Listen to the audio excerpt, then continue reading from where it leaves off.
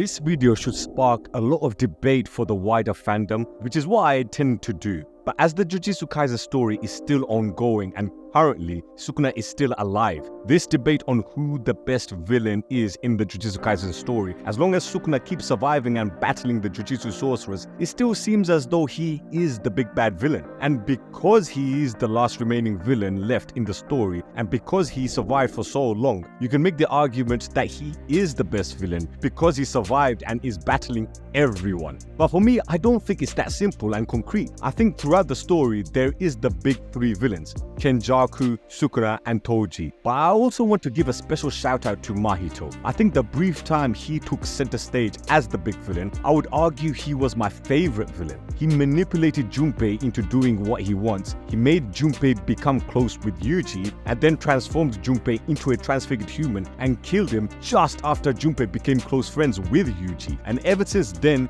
Yuji had an arch enemy in Mahito, which carried over to the Shibuya incident arc, where Mahito ended up killing Nanami and Nobara. Nanami was the other mentor figure to Yuji, whilst Nobara was one of his best friends. And what Mahito did was kill both of these characters right in front of Yuji, making sure that Yuji feels helpless as he sees those closest to him die in front of his eyes. Mahito is very similar to Sukuna in that he really wants to punish Yuji psychologically, but I think Mahito is a bit more unhinged in my opinion. The guy is a loose cannon and is more of a crazy right-hand man to the main villain, rather than actually being the main villain himself. If he were to be the main villain, I'm not too sure what his endgame goal would be. With me, he's more of an agent of chaos type of villain, rather than a big grand planner. I know Jogo mentioned in chapter 116 that he believed that the cursed spirits are the true humans, and with that, you can see that he wants for the cursed spirits to be the dominant species for the planet, but his comrade Mahito never displayed those feelings. We don't even know what Mahito's goal is or what motivates him. Jogo said in the same chapter that death is a mirror for humans and Mahito is that mirror. Was Mahito meant to be the prophetic cursed spirit that ends the human race? Was that meant to be his role as a villain? I think if the story elaborated on that, then I think we could have had Mahito just go off and be the wild card of the story, similar to how Sukuna was when Sukuna was inside of Yuji's body. I think what I find interesting is that in chapter 132, Yuji confesses that he is like Mahito. He says to Mahito that I am you. He mentioned that he will keep killing curses for as long as he can. So in a way, the way Jogo mentioned that Mahito is the mirror for humans, is Yuji the mirror for the cursed spirits? Is he the prophetic Jujutsu sorcerer to fully end the existence of cursed spirits? This is what we could have had if Mahito was still alive. But for what we have seen so far from the story is that he is the perfect rival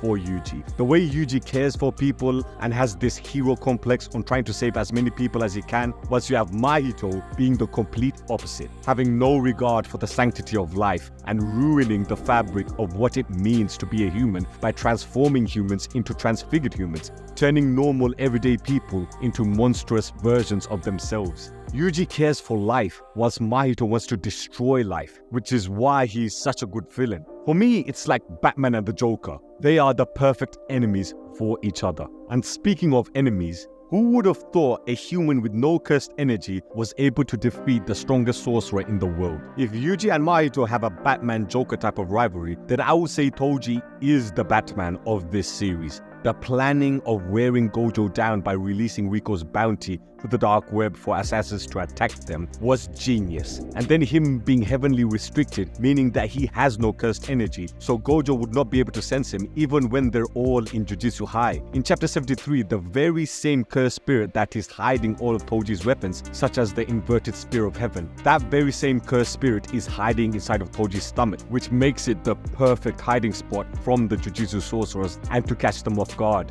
Everything he is doing is perfectly planned. The guy is like evil Batman. Even his strongest weapon, the inverted spear of heaven, also forcefully stops the use of cursed techniques, which makes it the perfect weapon against users who use cursed energy and techniques. I think not only is Toji a brilliant strategist, he is also just a straight up savage. He's got the brains to plan out what plans he needs to make in order to be one step ahead. But he also has this animalistic brutality, such as when we saw him beating the shit out of Dagon back in the Shibuya incident arc. But other than that, there's not really much substance to Toji. As we have seen with Maki, she was basically an outcast from the Zenin family, so we know why she went after her family and why she is the way she is. But with Toji, because we have seen the horror that Maki went through as someone who was also heavily restricted, we can only just theorize that Toji went through the same experience. But we weren't shown anything when it comes to his backstory, so all we can do is theorize. Toji was known as the sorcerer killer.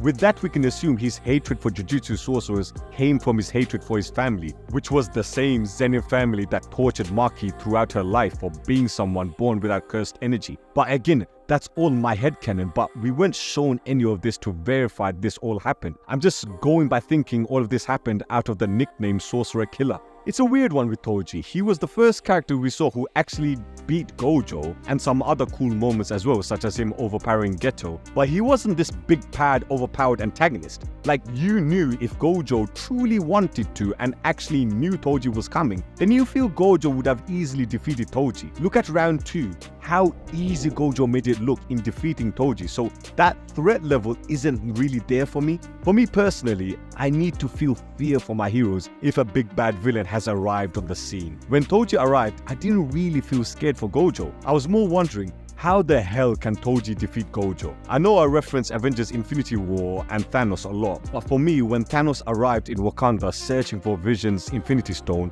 that scene when he arrived and you hear his theme music basing in the background with Bruce saying to Captain America, "Cap, that's him." You can feel the fear and dread for these characters as soon as Thanos arrived, and you actually believe Thanos can easily defeat all of them. That's the difference. That's what I like from my villains. They have to be compelling and they have to have that fear factor as well, which makes the story feel more thrilling whenever our heroes go face to face with these terrifying and imposing villains. But I think Toji was more of a cool assassin rather than an actual villain in the story. I don't know, that's my take. You guys can comment if you think Toji was an outright villain or was he just an assassin. Kenjaku is also on the list and he is a complex villain. However, I don't like the way he died. I feel he could have had a more grand death, but maybe him having a final banter fight with Takaba is the perfect way for his character to end. I think he was at his strongest as a villain when Sukuna was away from the story. I feel ever since Sukuna made a return and took over Megami's body, that is when the spotlight got taken away from Kenjaku as a villain, and I feel Gege was prioritizing Sukuna over Kenjaku. But at the beginning, when he planned to get all of Sukuna's fingers, which then led to the Shibuya incident in him sealing away Gojo in the prison realm,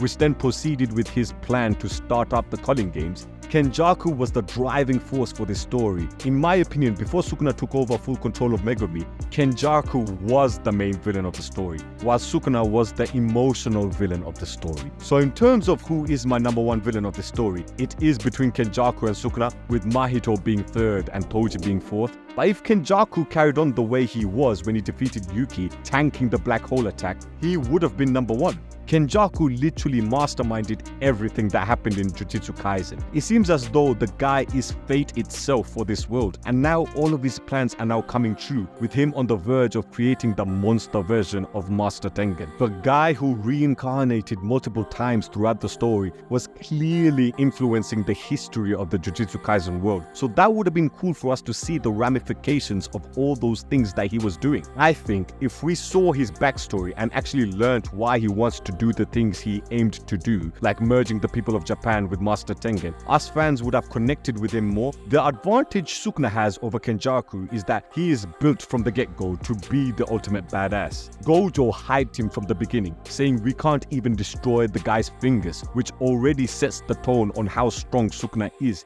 If even the Jujutsu sorcerers couldn't even destroy his fingers, how on earth are they going to defeat the main man himself? I've made countless Sukuna videos already. I've even made a video comparing the Yuji version of Sukuna to the new Megami version of Sukuna. So it shouldn't really come as a surprise that for me, the Yuji version of Sukuna is my favorite villain out of all the villains. Whenever Sukuna appeared on screen, he re-energized the story. He was unpredictable. One minute he's killing innocent civilians, the next he's saving Megami from Mahoraga. He's torturing Jogo and laughing at his face, to then saying to him that he is strong. You don't know what you're going to get with this version of Sukuna, which is what I love about this version the most. The Megami version has grown on me now because he's such a relentless force, but the Yuji version for me was the GOAT version of Sukuna. I know I'm somewhat cheating with this because I'm picking a specific version of Sukuna, but in the Shibuya Instant arc, Sukuna had the best moments. When he had his Fuga fire arrow attack, his malevolent shrine that tore through Shibuya and the civilians residing there, the fight with Maharaga, where it seemed like he wasn't even taking the fight seriously, that moment when Jogo unleashed his meteor attack, Sukuna went up to Kusakabe and the others and told them not to move and only move when he says so. That was badass. That just shows that Sukuna is the one who is in complete control of everyone in the surrounding area. I've talked at length about Sukuna, so if you haven't already, do go and check out my Sukuna videos for more in-depth analysis of his character on why I think he's such a good villain. But for me, if Kenjaku was fleshed out more and didn't take a back seat, then he would have been the best villain for me. But anyway, let me go over to you guys. Who are your favorite villains from the Jujutsu Kaisen story, and what would you rank them in terms of the best villains? Let me know in the comments down below, and of course, don't forget to subscribe. The Shaman Tribe.